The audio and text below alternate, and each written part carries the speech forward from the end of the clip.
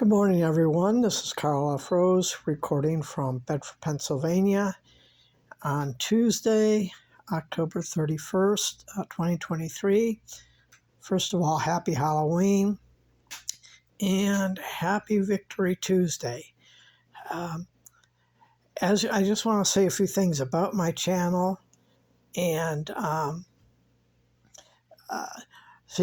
more into doing art and special effects videos.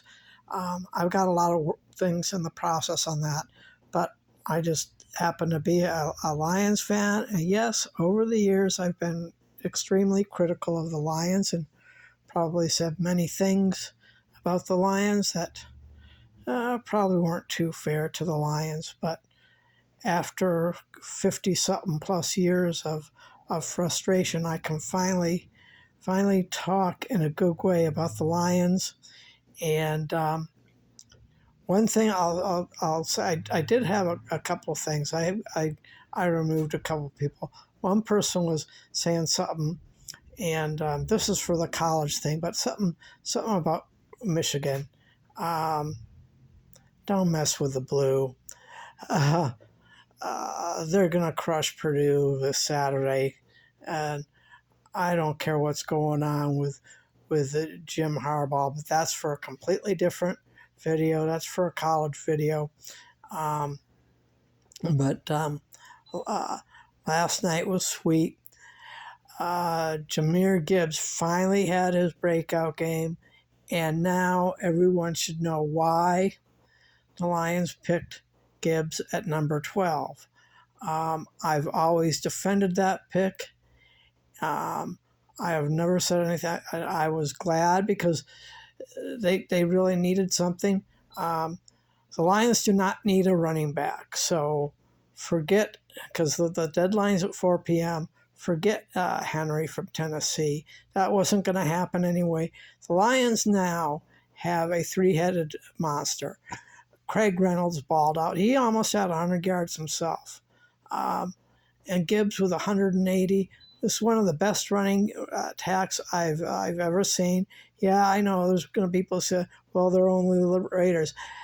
Every NFL team is a professional team. And not only that, the Lions' offensive line is really banged up.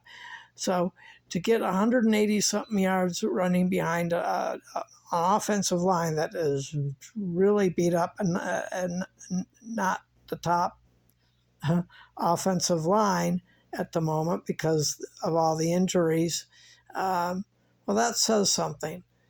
Wait until the line gets healthier, and the bye week's going to do that, and you're going to see some things. Imagine Gibbs and Montgomery in the backfield at the same time, and I'm telling you, and the time of possession. I'm going to do a video. I'm going to show the stats and all that. Yeah, the game was 26-14, but you can say 7 of that was a Jared Goff's mistake with the pick six. So, yeah, Goff does throw some odd passes. I have to admit that he should have. I don't know. I think he was trying to throw it. Just to get rid of it, I think. And for some reason, he kept it in, and that's why it was an easy pick.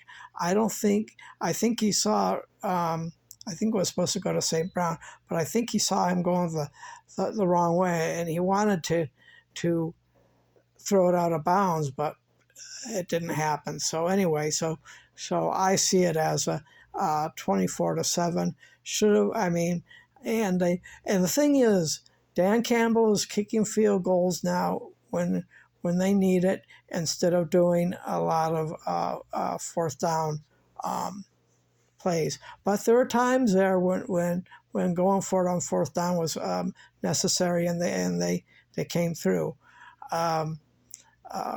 Best game I have seen from the Lions, and I'm going back to even like some Barry Sanders game or Billy Sims games. This is what the Lions need. Now we have a bye week. And time to get recovered. The rest of the Lions who went through the worst part of their schedule, now they can heal up, and now it's time for playoff seeding. I don't expect San Francisco to lose four games in a row. Philly's on a tear. I do expect some surprises by 4 p.m. I think the Lions get one or two people on the defense side. So the person I really want to see is Simmons from Denver. He's the cornerback. He balled out against Kansas City. He made Mahomes look like trash. I saw that game, most of it. So I'm not sure what his trade value is, but if it's he's the kind of player that fits the Lions mold or their culture, that would be an absolute. That would definitely keep Will Harris from ever stepping on the field again, and definitely an edge rusher. It doesn't have to be a top person. A lot of people are saying Chase Young. That'll be nice, but I do bet they get an edge rusher. But it's going to probably be somebody that people are going to be scratching their heads, and I trust Brad Holmes on that. And sure enough, because we do need to get to the quarterback more. I mean, it even showed in last night's game. But I've went off long enough, so I'm going to end now. I'm going to do my power rankings here a little later this morning, and I'm going to have the Lions definitely in the top 5. Last week I had them at 7. They've definitely moved up a few notches because now they're going to get healthy, and now the real work begins. I'm going to just say it's the push for the playoffs. Actually push for the division, because with division win gets you in the playoffs.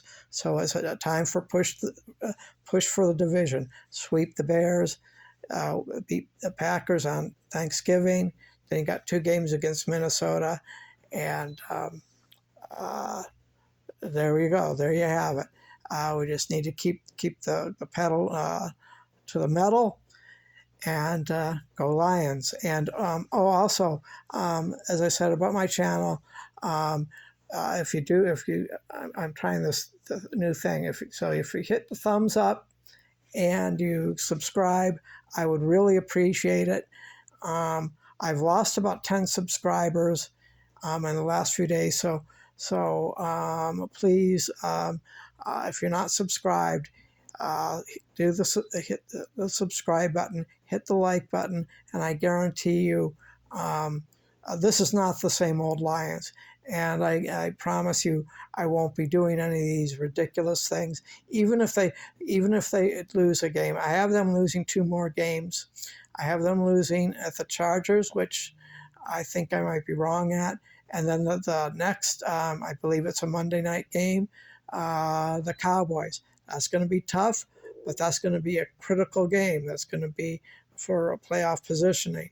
So, but it's in their crib to beat the Cowboys in their crib. But that's down the road. We'll just have to see where we go. Talk to you in a little while, and I will have the my power rankings coming out real soon. And let's hope we get something good in the by 4 p.m. So. Talk to you later. Have a good day.